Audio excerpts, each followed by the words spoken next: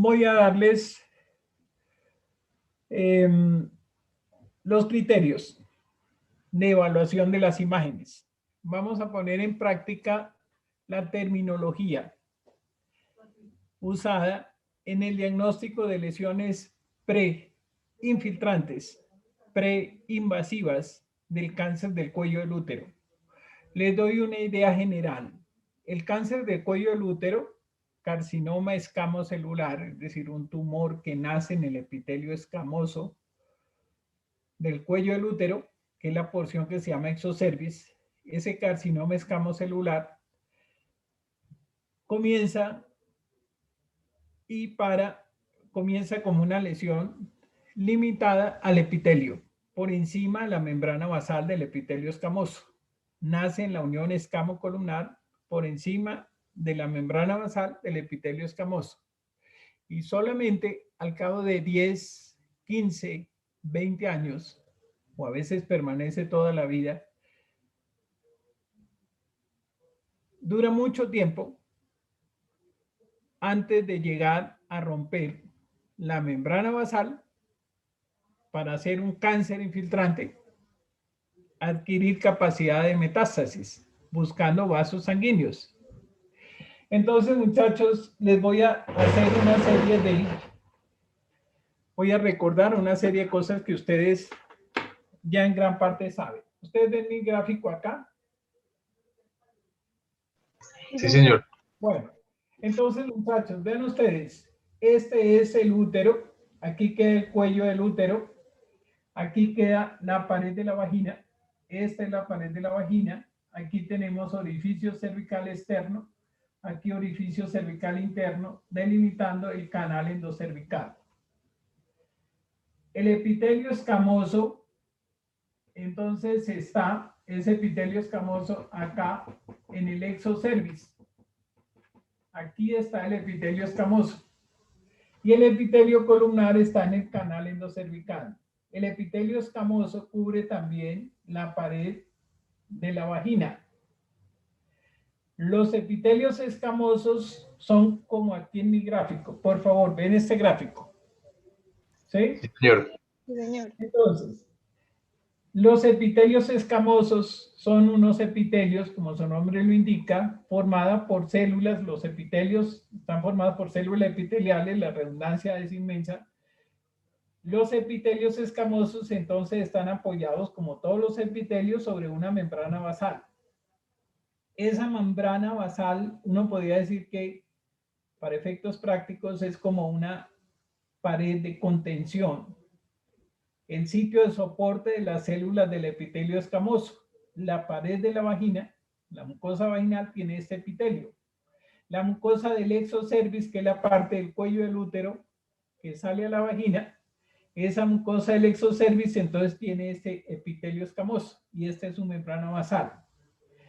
Las células de estos epitelios, todos los epitelios escamosos que están en el esófago, están en la epidermis, están en la pared de la vagina, como decíamos. Esos epitelios tienen este patrón de crecimiento. Unas células profundas de estrato basal que tienen unos núcleos grandes, tienen capacidad reproductiva y al dividirse, las células nuevas se dirigen hacia la periferia del epitelio y van reemplazando a otras células de otros estratos superficiales que en forma continua se están cayendo. Se forman células en la profundidad, en el estrato profundo sobre la membrana basal, y esas células nuevas reemplazan a las que se van cayendo en la periferia. Todos los epitelios escamosos tienen ese patrón de crecimiento. En la piel, que es un epitelio escamoso, la epidermis de la piel, un epitelio escamoso, se van cayendo células en forma permanente y se van formando en el estrato profundo. Esa es la norma. Entonces, de ese modo podemos decir que este es un epitelio de alto recambio. El cuello del útero tiene ese epitelio, el exocervix, y ese exocervix entonces continuamente está en descamación, perdiendo células que son las que se caen. Son células muertas con un núcleo muy pequeñito y sin capacidad reproductiva. Ese es un concepto importante. Cuando ese epitelio del cuello del útero es atacado por el virus del papiloma humano, cuando estas células son atacadas por el virus del papiloma humano, empiezan una serie de mutaciones. Ya veremos y ustedes van a investigar cómo el virus del papiloma humano interactúa con el gen del retinoblastoma, el gen RB. Y el gen RB, que es un gen supresor, altera su funcionamiento y estas células empiezan a experimentar mutaciones y se transforman en células tumorales. Ese cambio que induce el virus del papiloma humano se refleja en que estas células que tienen capacidad reproductiva siguen reproduciéndose en estratos cada vez más superficiales. Y es la característica del cáncer. El cáncer como característica tiene una capacidad reproductiva celular ilimitada. Las células tumorales le apuestan a la inmortalidad. Siguen reproduciéndose, dejando de lado todos los procesos de control del crecimiento y la reproducción celular. Y entonces cuando este virus infecta estas células empiezan a reproducirse en forma incontrolada, de forma tal que llegan a la superficie con capacidad reproductiva y ya no se desprenden como células pequeñitas, con un núcleo muy pequeño, sino que llegan aquí a la periferia con capacidad reproductiva y núcleos grandes. Por favor, ¿está claro ese concepto? Sí, señor. Bueno, entonces vean ustedes, ya nos estamos acercando ya nos explicamos por qué la citología vaginal, un epitelio que normalmente descama células. Las células descamadas normales son unas células muertas con un núcleo pequeño y llenas de glucógeno. Cuando estas células, este epitelio está infectado por virus del papiloma humano, entonces estas células ya no tienen inhibición para su crecimiento y llegan a los estratos superficiales como células con capacidad reproductiva. Y cuando se miran al microscopio esas células, en contraste con las células normales, esta es una célula normal, esta es una célula anormal, el núcleo muy grande y capacidad reproductiva. Es una célula con características neoplásicas. ¿Sí está claro?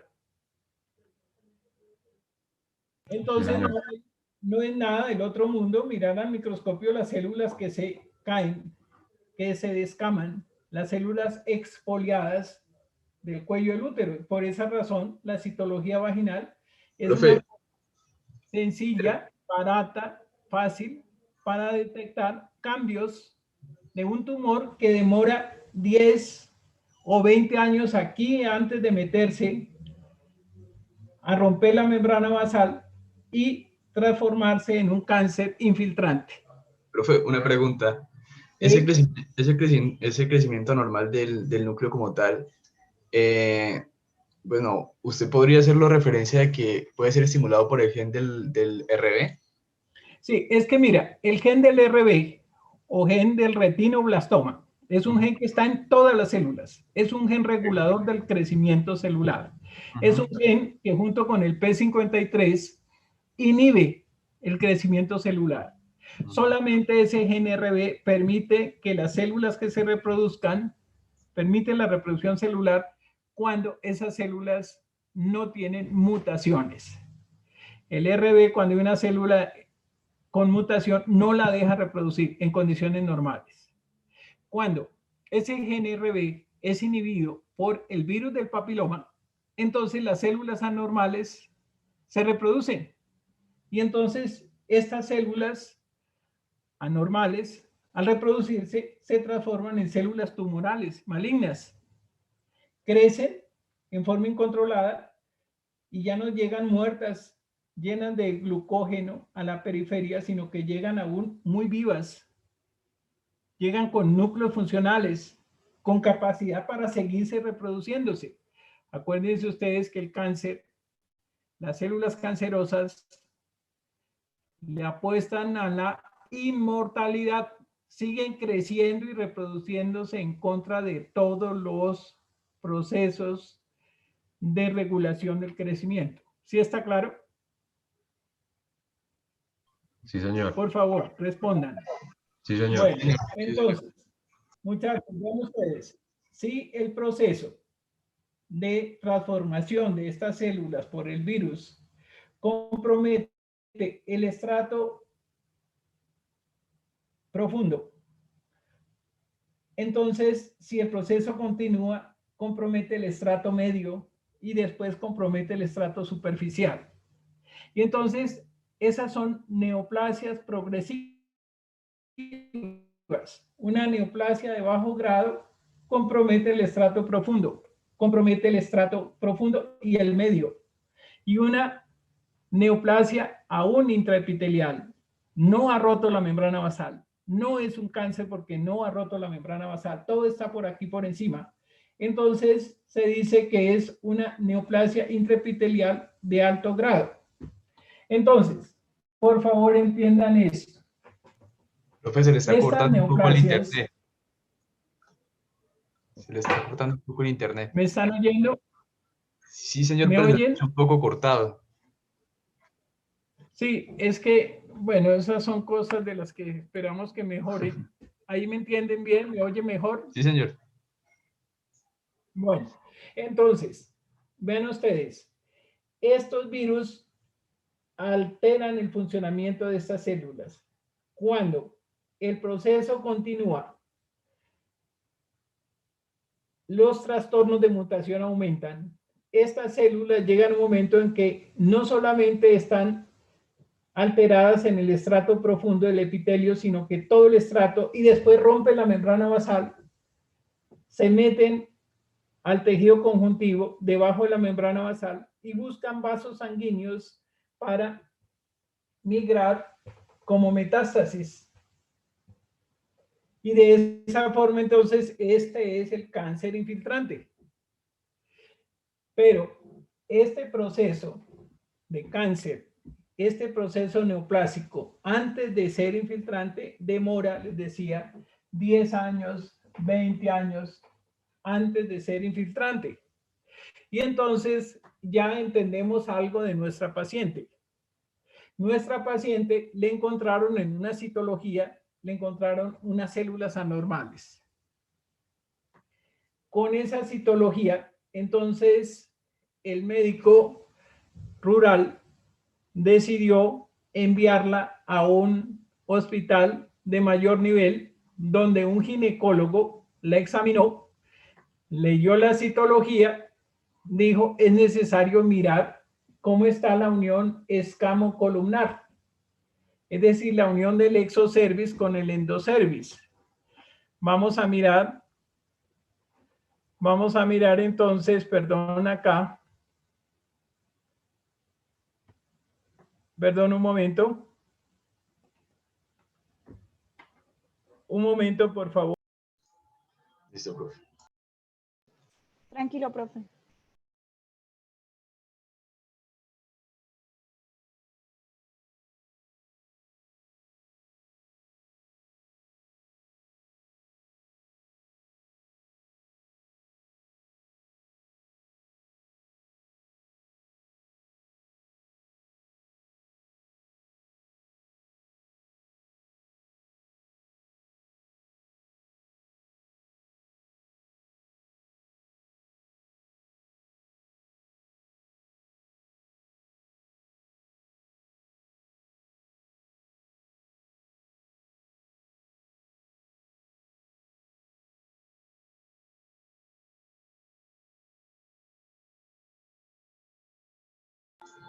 Profe, si está hablando no se le está escuchando.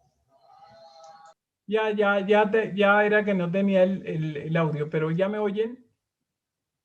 Sí, ¿Me señor. están oyendo? Señor. Bueno.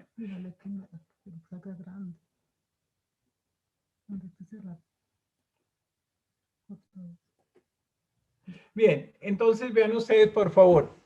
Ven ustedes un cuello de útero visto de frente. Hagamos de cuenta que estamos viendo el fondo de la vagina. Cuando se abre la vagina con un colposcopio, entonces se ve el cuello del útero así.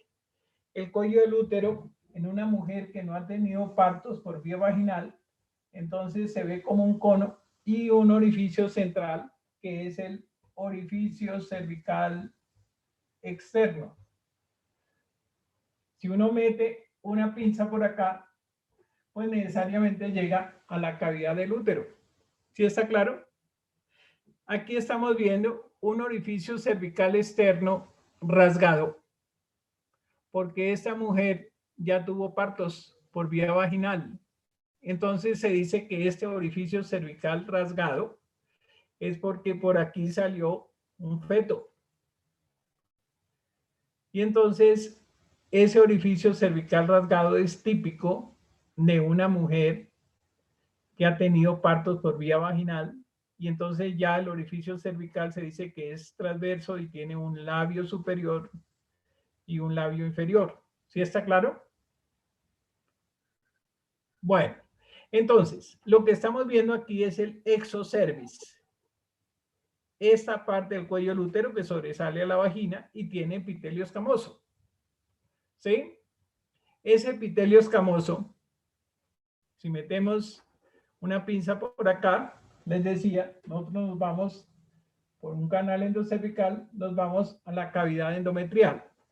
Entonces, aquí, en este sitio, encontramos la unión entre el epitelio escamoso del exocervix y el epitelio columnar del canal endocervical. Este sitio de aquí, la unión escamo-columnar, esta zona, aquí se dan las mutaciones de estas células por el virus del papiloma y aquí nace el cáncer del cuello del útero. Ese es el concepto que yo quiero recalcar. Una mujer que tenga infección por virus del papiloma, hay más de 100 virus del papiloma. Solamente 2 de ellos están implicados en la transformación maligna de estas células del epitelio escamoso. Entonces, de esa forma, cuando hay esos virus 16 y 18, los que hacen parte de la vacuna contra el virus, contra el cáncer del cuello del útero, entonces esos virus transforman estas células del epitelio escamoso. El epitelio escamoso, repito, tiene membrana basal y varios estratos. Epitelio plano estratificado. Las células que llegan acá llegan como células muertas que se caen continuamente. Entonces, estas células descamadas son las que se utilizan, se raspa esta unión y se utilizan esas células después de hacer un extendido en una lámina portaobjetos para mirar al microscopio. Entonces se miran esas células a ver cómo están. Si son células con núcleos pequeñitos, las que se caen aquí, células muertas con núcleos pequeños, decimos, estas células son normales.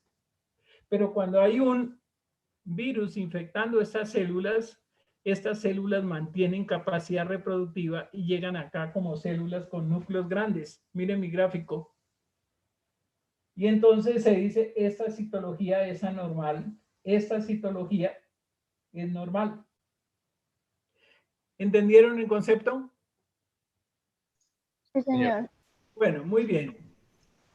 Entonces, vean ustedes, este es el epitelio escamoso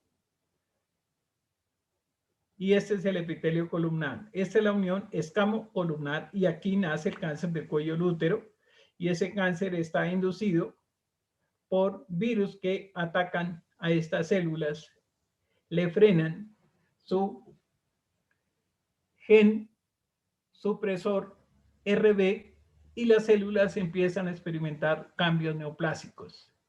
Ese cambio neoplásico se expresa con cambios en estas células por encima de la membrana basal. Duran 10 años, 20 años o más, algunas veces toda la vida, creciendo como células tumorales por encima de la membrana basal. Y esos procesos neoplásticos por encima de la membrana basal, por favor vean ustedes este término, neoplasia dentro del epitelio intraepitelial cervical, neoplasia intraepitelial cervical. Ese es un nombre, una sigla que ustedes ven en la historia clínica. Otros utilizan esta sigla, lesión escamosa intraepitelial, que es lo mismo. Entonces, ya entendemos algo de nuestra historia clínica. Una señora que tenía más de un compañero sexual, tenía flujo vaginal quizás, y tenía infecciones a repetición, muchas veces tenía 3 de embarazos, 2 hijos, y ella llegó donde el médico rural y le dijo, mire, tengo una citología positiva, me dicen que tengo ley de alto grado, tiene una lesión escamosa intraepitelial de alto grado, o neoplasia intraepitelial cervical. Entonces el médico dijo, tiene un trastorno de maduración del epitelio por virus del papiloma. Tengo aparte de eso coilocitosis. Entonces el médico dijo, váyase al hospital de Fusagasugá, y en el hospital de Fusagasugá, entonces le hicieron una colposcopia. Vean ustedes, la colposcopia es un procedimiento donde con un aparato que es una lente potente con mucha luz se alumbra el cuello del útero. Este es el orificio cervical, este es el orificio cervical externo. Por aquí se mete uno al canal endocervical por este orificio. Esto es el exocervix y aquí en la unión escamo-columnar, que veíamos antes, entonces se puede observar aquí un caso de cáncer que comienza en la unión escamo-columnar. Este procedimiento se llama colposcopia. Mediante la colposcopia, el médico ve aquí el orificio cervical, aquí está el epitelio columnar y aquí tenemos el epitelio escamoso. Estos son los quistes de Nabot que nosotros vimos como emblemas de la cervicitis crónica. Y entonces el médico dijo, vamos a ver si el proceso está solamente limitado al epitelio o si de pronto ya tiene un sitio de ruptura. Miren mi gráfico. Si de pronto hay más que una lesión intraepitelial, de pronto se rompió la membrana basal y hay células invadiendo el cuello del útero.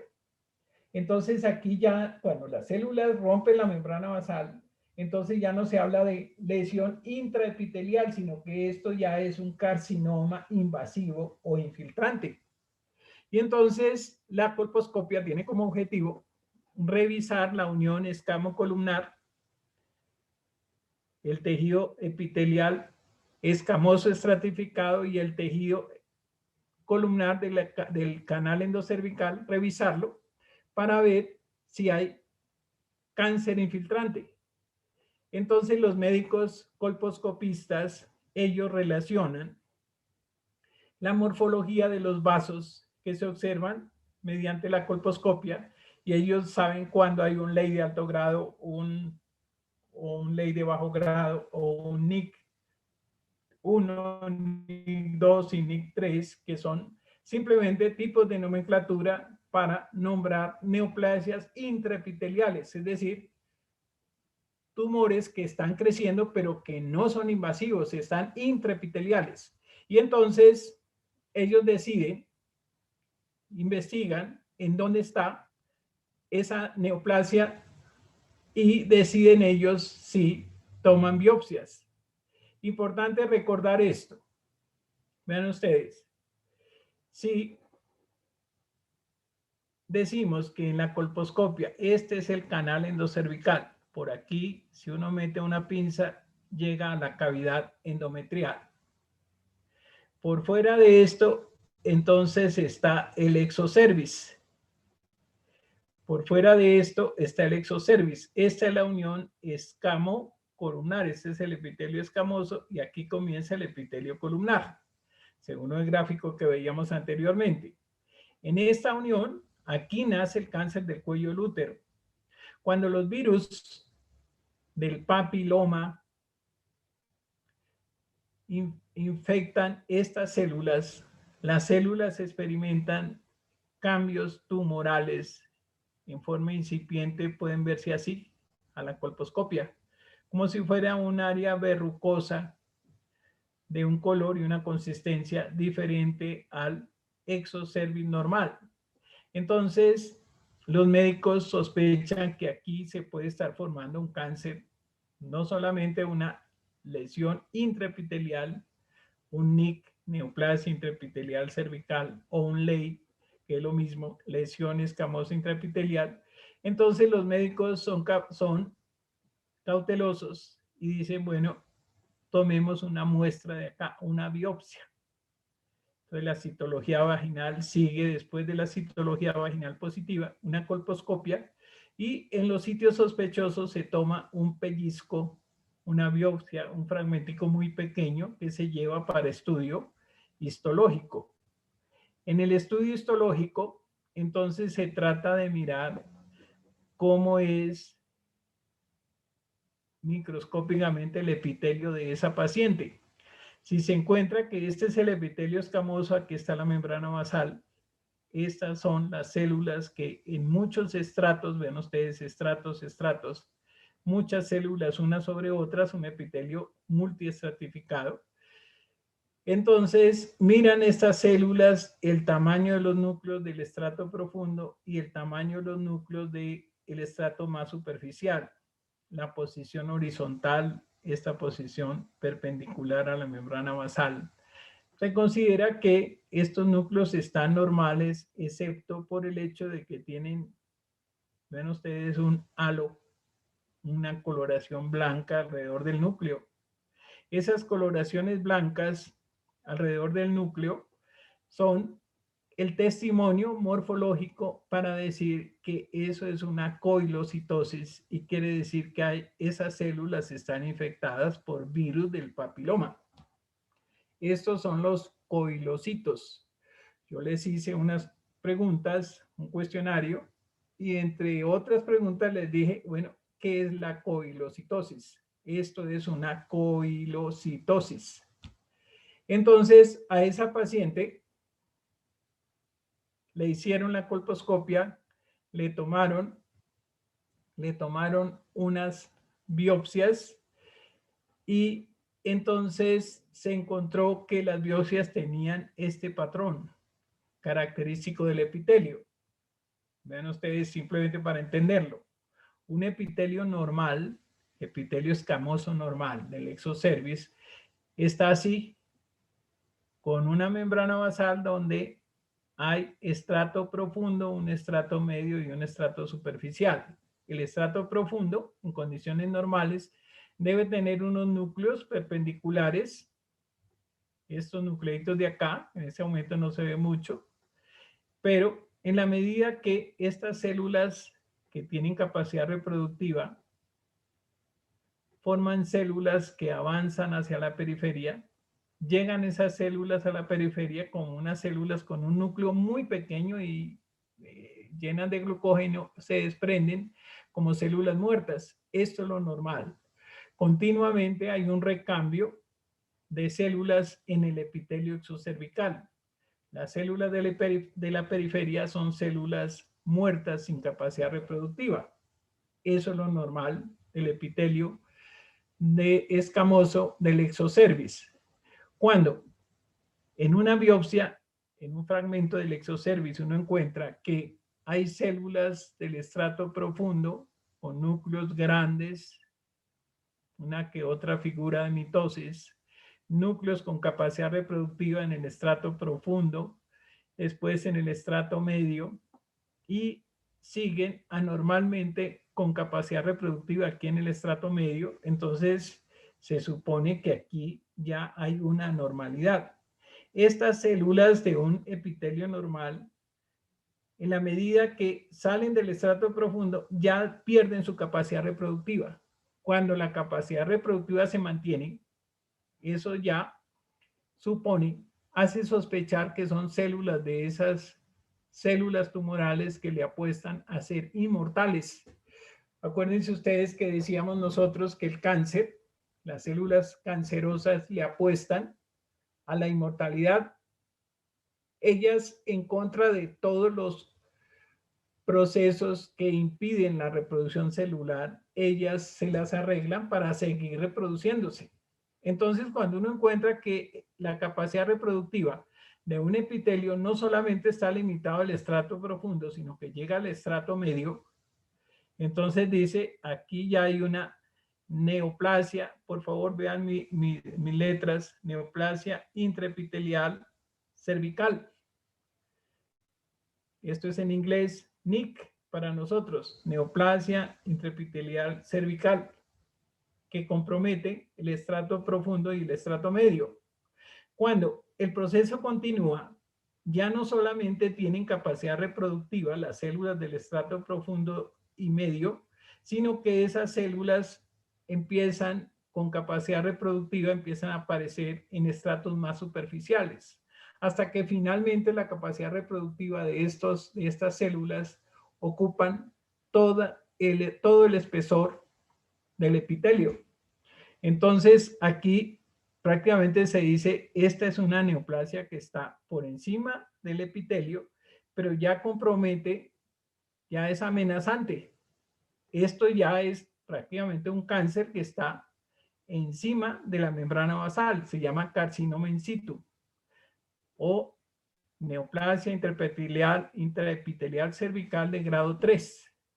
¿Qué falta si no se hace tratamiento? Pues que estas células no solamente crezcan hacia afuera, sino que rompan la membrana basal. Y aquí, como en mi gráfico, por favor, entonces estas células de aquí, que ya ocuparon todo el espesor del epitelio, rompen la membrana basal y empiezan a penetrar al estroma del cuello del útero para buscar vasos sanguíneos como un carcinoma infiltrante.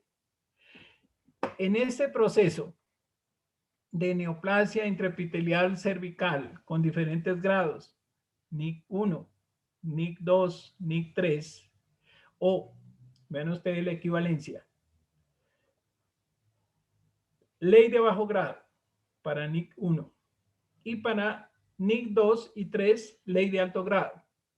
Entonces, nuestra paciente llegó con un ley de alto grado, llegó con una citología anormal y en la colposcopia le tomaron una biopsia y salió así. Entonces, después de esto, dijeron, salió con un ley de alto grado. Las diferencias aquí no son exactas, no son matemáticas. Cuando a veces se ve un NIC2, de pronto uno encuentra en la biopsia un NIC3. Y entonces, por esa razón, estos diagnósticos se toman en términos de probabilidades. Era una paciente joven, quería tener más hijos y entonces dijeron, si tiene una neoplasia que aún no ha invadido, es una neoplasia intraepitelial, es decir, no ha roto la membrana basal, entonces vamos a sacarle solamente un pedazo del cuello del útero. De pronto la neoplasia está aquí nomás y no ha penetrado, está por encima del epitelio, y entonces le vamos a quitar este pedazo de cuello de útero en forma de cono. Entonces, vean ustedes, le hacen una cirugía, le quitan este pedazo en forma de cono con el objetivo de preservar el útero para un futuro embarazo. Entonces, a esta paciente, vean ustedes, le resecaron el cuello del útero. Este es el cuello del útero visto desde la vagina. Este es el orificio cervical externo. Por aquí se va al canal endocervical. Vean ustedes algo interesante. Si nosotros decimos que normalmente estas células que están en el epitelio, normalmente deben llegar como células muertas llenas de glucógeno. Y sabemos que el glucógeno es un polímero de la glucosa. Entonces, nosotros debemos recordar que los carbohidratos con yodo dan una coloración azul. Y entonces, para buscar los sitios sospechosos de células malignas, entonces utilizamos yodo para el cuello del útero. Si nosotros le echamos yodo al cuello del útero, todas las células normales se van a colorear de azul. Y los sitios que no se coloreen de azul, ven ustedes, todo esto está de azul, aquí no encontramos, aquí no coge el colorante de yodo, que se llama Lugol. Eso se llama la prueba de, por favor, que no se les olvide, así mire, la prueba de Lugol. La prueba de Lugol, entonces mostró que hay unos sitios donde no coge, las células de ahí no tienen glucógeno. Y entonces se supone que aquí hay unas células que siguen reproduciéndose. No están muertas, llenas de glucógeno, sino que son células activas. Entonces aquí se selecciona esto para tomar una biopsia y estudiar la biopsia, lo que veíamos anteriormente, estudiar al microscopio el epitelio para ver en qué grado hay compromiso de los estratos de ese epitelio. Aquí no coge el Lugol, aquí sí coge el Lugol porque estas células son células maduras que han madurado lo suficiente y no tienen capacidad reproductiva, que es lo normal a este nivel. Entonces, vean ustedes, a esta paciente se le hizo esa prueba de Lugol y se le sacó un fragmento del cuello del útero. Si decimos que este es el útero, se le sacó todo ese fragmento como si fuera un cono. Vean ustedes, aquí está el orificio cervical, aquí queda el canal endocervical, esto de aquí, esto es el exocervix y por acá queda el canal endocervical. Entonces vean ustedes acá,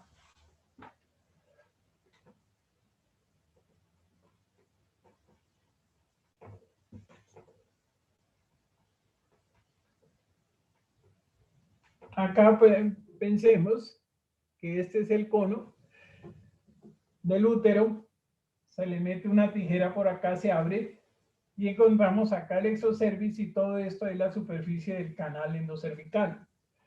Aquí se delimita, aquí está el cáncer, por aquí hay otro punto, otra zona de cáncer.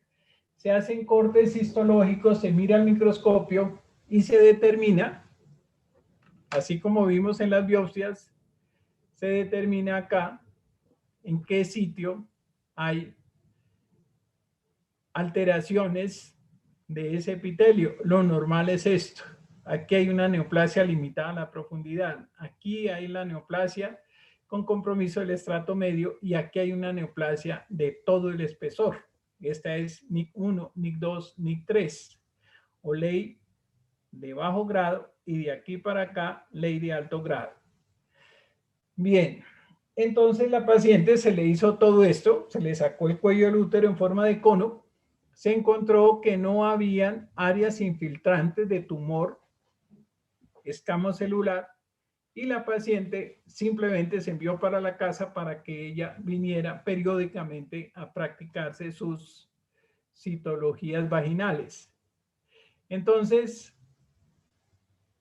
por favor, si hay preguntas para hacer, háganlas ahora. Me interesa mucho que hagan las preguntas. Profe. Ven ustedes esto. Perdón, ya te atiendo en un segundo. Cuando una paciente tiene su epitelio del exocervix normal y se toma una citología, que es simplemente raspar ese epitelio, y si ese epitelio es así normal, las células que se caen de acá son unas células que tienen ese aspecto.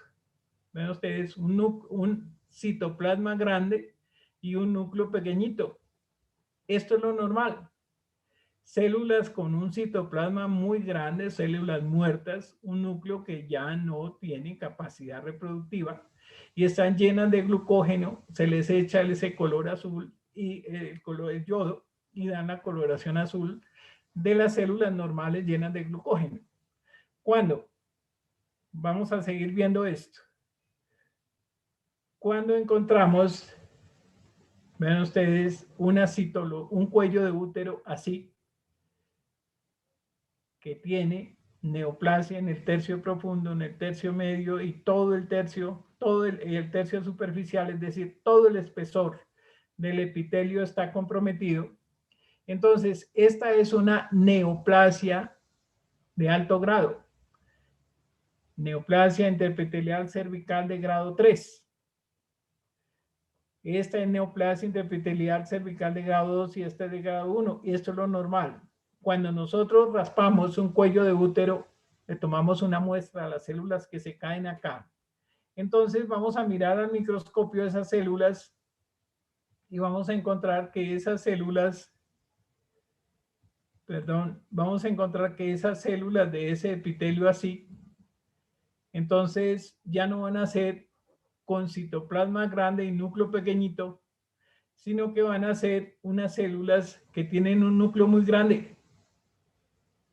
Entonces, nuestra paciente mostró estas células. La llevaron al hospital de Fusagasugá, le hicieron una colposcopia, le tomaron una muestra y esa muestra salió así, o este tipo de cuadro histológico. Y entonces dijeron, aún ese tumor que tiene aquí está por encima del epitelio, sigue siendo una neoplasia intraepitelial o una lesión intraepitelial. Y entonces vamos a hacerle la colposcopia, ya le tomaron la colposcopia, comprobaron esto y dijeron no tiene cáncer infiltrante. Entonces se estudió el cono no mostró infiltración, entonces ya la mandaron para la casa para que siguiera en controles periódicos. Bien, yo oigo preguntas. Bueno, profe, en el caso como tal del RB, ¿sí? Pues este gen, digamos, tiene todo un proceso molecular de activación, ¿sí? Que, bueno, se utilizan lo que son los diferentes complejos de MAP-cinasa, los CDK. Lo que yo quería preguntarle a usted es que, digamos, usted quiere que, por ejemplo, esas rutas moleculares las expliquemos y luego de explicar esas rutas moleculares podemos explicar, digamos, cómo se da la relación entre el virus del papiloma y este RB. Mira, en gran parte son decisiones del grupo, ustedes deciden, pero ¿qué aconsejo yo? Yo doy consejos, no, esto no lo tomamos así como una orden, yo doy un consejo. Sí, señor. Yo les podría aconsejar cómo hacer esta reunión. Primero, la cronología del caso. Una señora de tal edad con tal paridad, tal cosa. Llegó a un médico rural y el médico rural dijo, usted tiene una lesión escamosa intraepitelial, tiene un ley de alto grado o equivalente a un NIC3, es decir, ella tiene este tipo de lesión aquí en mi gráfico. Entonces, ¿qué puede pasar? Que estas células que están creciendo y que comprometieron anormalmente con crecimiento todo el espesor del epitelio, estas células puedan romper la membrana basal y usted en 2 años de pronto tiene un cáncer invasivo. Entonces yo quiero que usted se vaya al hospital de Fusa para que en Fusagasugá entonces le miren en una colposcopia, un médico especialista le mire la unión escamocolumnar y mire cómo está en la colposcopia, qué sitios sospechosos encuentra él, para que le tome una biopsia, para que el patólogo mire esa biopsia y nos diga qué tipo de alteración tienen las células del epitelio escamoso. El patólogo miró esto y dijo, aquí hay un ley de alto grado, es decir, o este, o un NIC3. Vean ustedes, es que esto no es preciso. Esto de que hace unos 80 años o más, Papa Nicolau decía, los cánceres, las lesiones intraepiteliales las vamos a agrupar en 5 niveles o más. Después dijeron, no, esos son muchos niveles y otra cosa entre un nivel y otro, la cosa no es así exacta. Entonces, más bien, en vez de 5 niveles, pongamos 3 niveles. Entonces, primero era Papa Nicolau 1, 2, 3, 4, 5, 6. Después dijeron, no, una nomenclatura más práctica. Vamos a agrupar las lesiones, las neoplasias intraepiteliales, las vamos a agrupar solamente en 3 niveles. Entonces apareció la escala de NIC, neoplasia intraepitelial cervical o con siglas NIC 1, NIC 2, NIC 3. Entonces NIC 1 es un trastorno morfológico y estructural de las células, o sea, una displasia, un término que tienen ustedes que usar, displasia, trastorno citológico y estructural, limitado al tercio profundo. Después dicen, si el proceso de estructural y citológico compromete no solamente el tercio profundo, sino el tercio medio, entonces le decimos NIC2. Y si el proceso de displasia compromete todo el espesor del epitelio, le decimos NIC3. Eso también se llama carcinoma in situ. Entonces, este criterio aún se mantiene. Sin embargo, en Maryland, en Bethesda, una ciudad de Maryland, al noreste de los Estados Unidos, decidieron las entidades internacionales que regulan estas nomenclaturas, decidieron no hagamos 3 niveles para nombrar las neoplasias intraepiteliales, hagamos solamente 2. Vamos a agrupar el NIC2 y el NIC3, lo vamos a llamar ley de alto grado, indistintamente. NIC2 y NIC3, ley de alto grado, porque en unos sitios puede haber un NIC1 y un NIC2, y en otros sitios puede haber el NIC2 y el NIC3. Entonces, digamos, esto no es exacto, digamos ley de bajo grado y ley de alto grado, y ya, entonces aparece otra escala. Por eso cuando el médico envió en la citología, mire, les envío una paciente que tiene ley de alto grado o NIC3. Vean ustedes la equivalencia. Yo les quería mostrar, ven ustedes esto, estas equivalencias que quiero que ustedes tengan claro. Evolución de la forma de nombrar las lesiones precancerosas en el cuello del útero. Las lesiones precancerosas han evolucionado con el tiempo, lo que les decía.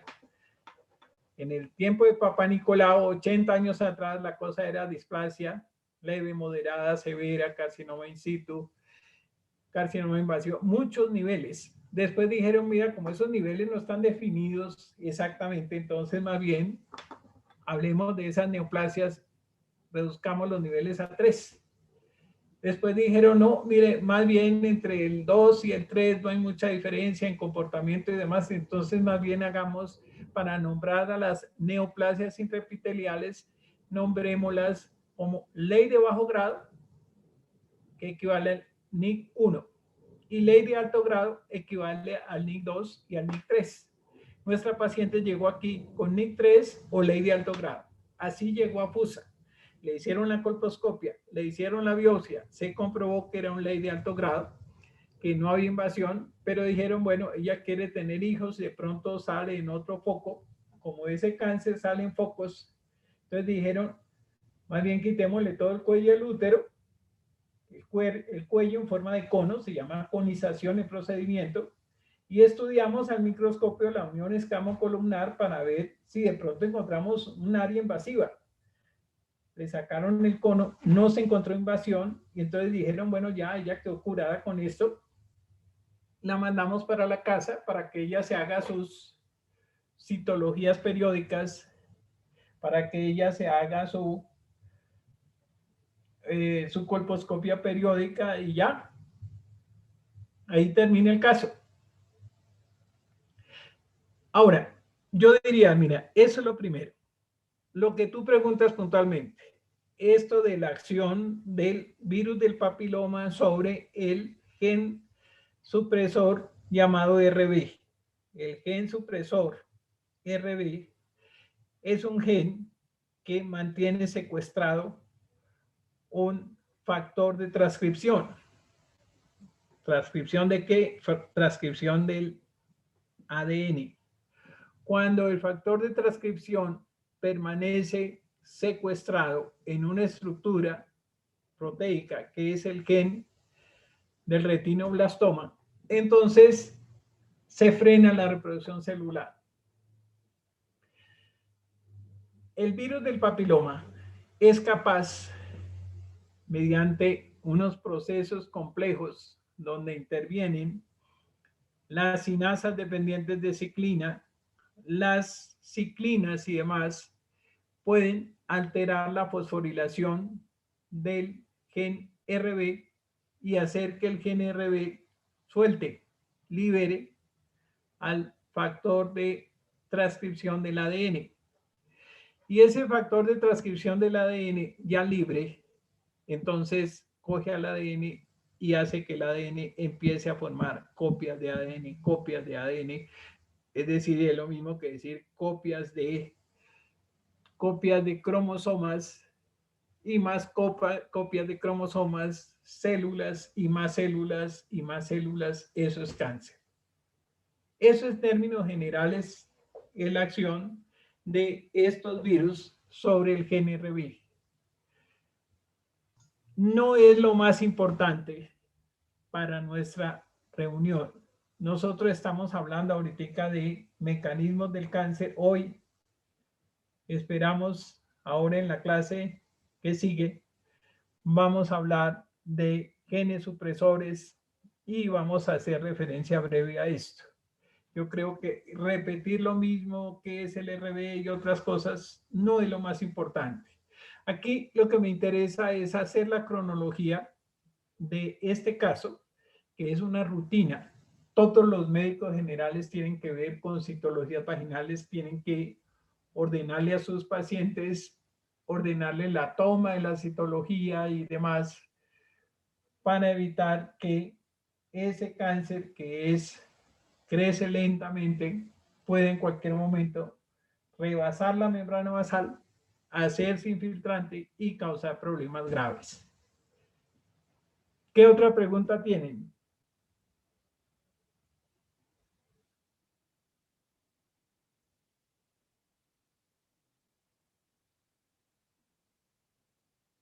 Ahora, yo les mando estas imágenes, no tengo ningún problema. Escojan las que quieran. Si ustedes quieren buscar otras imágenes, ya ahorita ustedes son dueños de sus decisiones. Yo quiero es que ustedes lleguen con un mensaje claro. Este tipo de pacientes los vamos a encontrar con mucha frecuencia.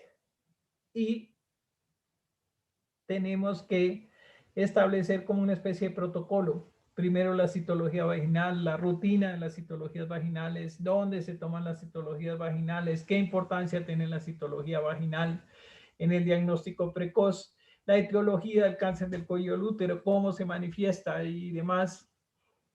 Tienen como guía ese cuestionario y este caso, explíquenlo. Y después, si quieren explicar sobre los mecanismos de inhibición del gen RB, entonces, por el papiloma, lo pueden utilizar, pueden hacer eso como parte de la reunión, pensando, vean ustedes el gran compromiso, 40 minutos de reunión, 50 minutos de reunión, uno o dos artículos interesantes sobre el tema.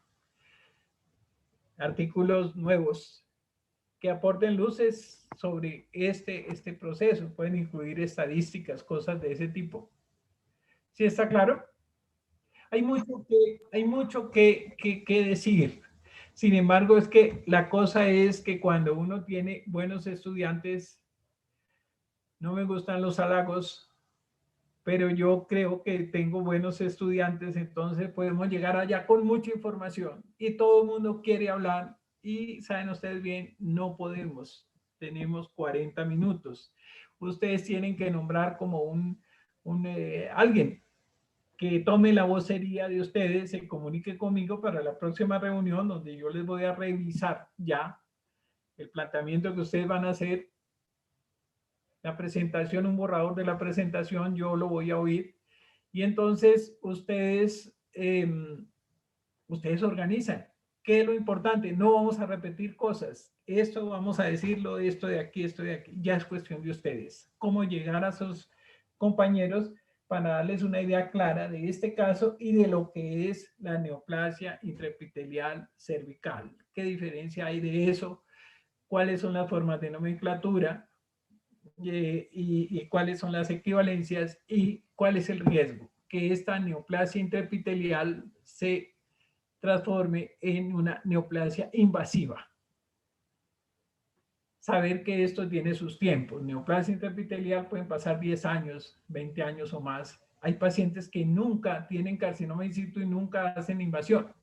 Otras que en cuestión de 6 meses, un año, hacen invasión. ¿Sí está claro? Todo eso ustedes lo pueden leer y lo deben leer. Muchachos, esa era la reunión. Lo demás es de ustedes. Piensen en el tiempo y piensen en lo más importante, el lenguaje apropiado para que esa reunión sea dinámica. ¿Otra pregunta? Bueno, muchachos, buen día. ¿Quién es el representante de ustedes? Ronaldo. Ronaldo, sí, señor. ¿Cómo van?